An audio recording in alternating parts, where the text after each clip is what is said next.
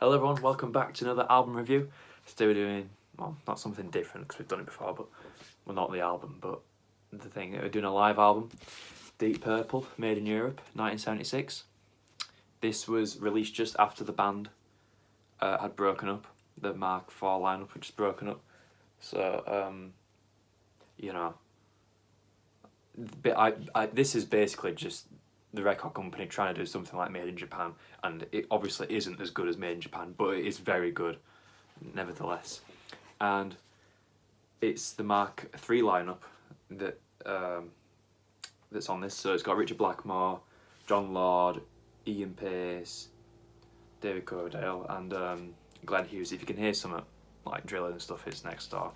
It's just being noisy. So this is the front cover. You've probably seen it before. This is the back cover with all. There's only 5 songs on it, but it's like a total length of like 40 minutes, something like that. Because 2 of them are quite long. I mean, Zeppelin's not Zeppelin, sorry. Deep Purple songs are pretty long anyway. Yeah, they make it longer, which I'm not complaining about. This is the inner sleeve, where it's got cool pictures of the band. I mean, I like David Coverdale here, like during Deep Purple, but when he goes off into Whitesnake, I just think he gets like this massive ego that is just really not needed. I've seen Whitesnake do a cover of Lady Double Dealer, and it was good, but you could just tell he's had so much surgery and stuff. He's an old man now, to be honest, with his dyed blonde hair, but he's good. He's a good singer though. He's better singer now. Well, when he was in Whitesnake, because obviously during this time, he just like kind of big gun. This is like his first big band. This is his breakthrough really. Not the album, the band with Deep Purple, when they did Burn and all that. It's on the Purple label, the Deep Purple one, which is pretty cool. And the songs that they play on this are Burn, Mistreated, Lady Double Dealer, You Fool No One, and Stormbringer. They're all from, well, it's from the album Stormbringer and Burn. If you don't know, well, the ones that are on Stormbringer are on Lady Double Dealer and Stormbringer. Not a surprise. But yeah, Richard Blackmore and John Lord and Ian Pace just look like they're gods them really.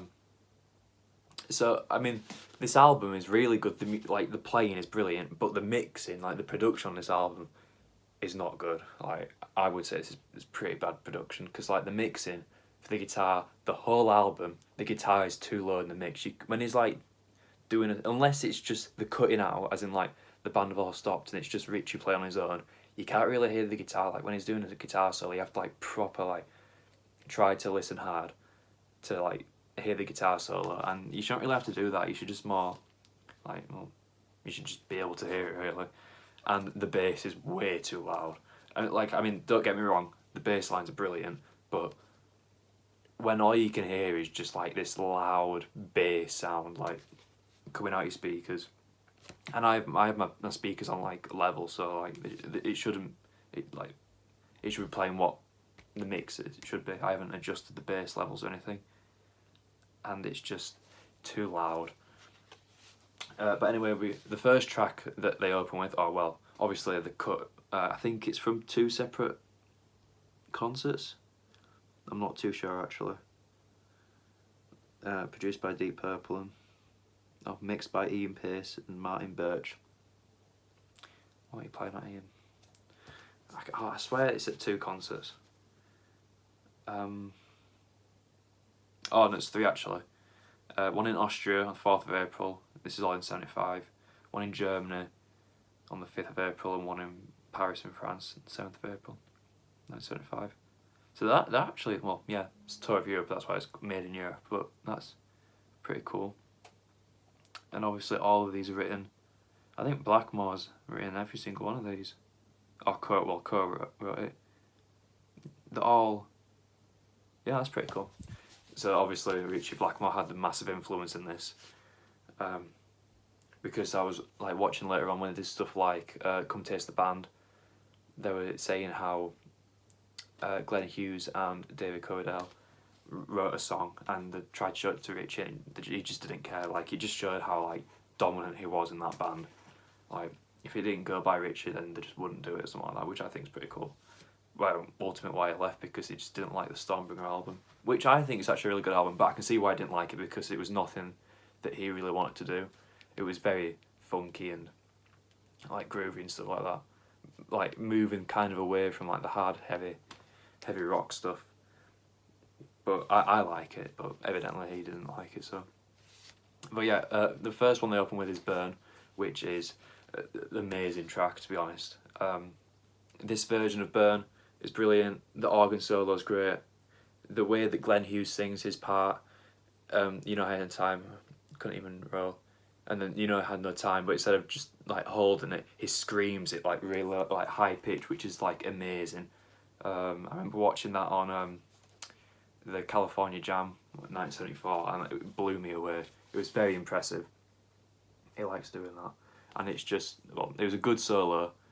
Obviously hard to hear, Richard, but then after that, after Burn, it goes to Mistreated, which is it adds in Rock Me Baby towards the end, which is pretty cool. But it's 11 minutes long song. It just feels like not the normal song, to be honest. It doesn't seem any longer, which is a good thing, obviously. But there's lots of guitar solos, obviously. The bits where they cut out, it's very good.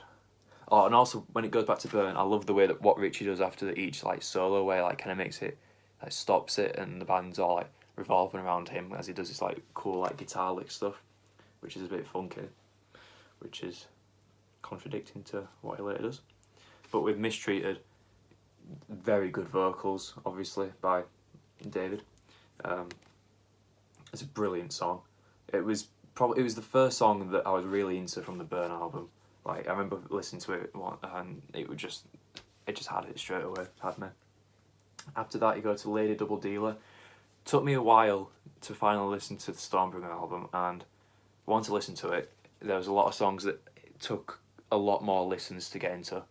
And Lady Double Dealer was one of them, but once I got into it, it was amazing. Like, you know, it's very powerful, like I said. Whitesnake did a cover of it, and it is very good. It's very powerful, and I love the middle 8 bit. Where it's like "You Make Love to Me" and all that stuff, where Glenn and David do the harmonies, and it's nice, very nice lyrics, and the way they harmonise with it, and the chord progression on that part is very good as well.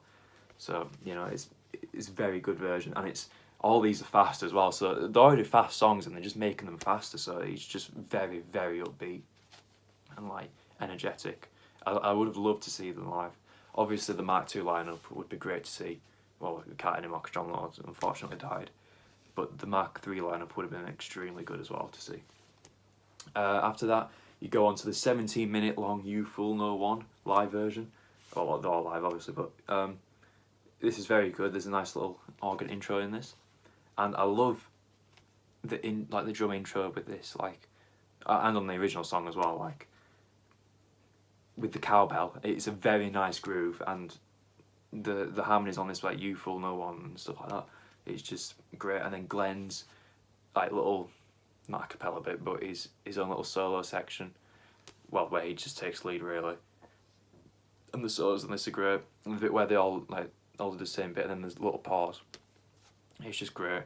And then obviously there's Ian Pace's drum solo at the end of "You Fool No One" on this version, and it's very good. There's a bit where he's doing something on the kick drum, and he's going so fast. If he's not using a double kick pedal, and it's just a singular kick drum, then it's very impressive. You definitely got to listen to that drum solo because it is very good. I'm not really a big fan of. I mean, I like drum solos, but normally like I'd rather skip past them.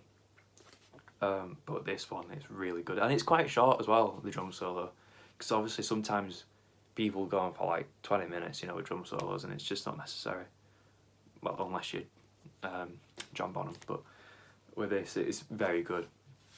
And then the final song is Stormbringer, and it took me a long time to get into the song Stormbringer. Like, I had it liked on my Spotify, but I never really listened to it, and it just took me ages to get into it. And listening to it on this album got me into Stormbringer, like the studio version as well, because on this, wow, it is so energetic, it's so fast, it is just brilliant. I mean, Oh, and with Little Dealer, they have an organ solo as well, which they don't in the studio version.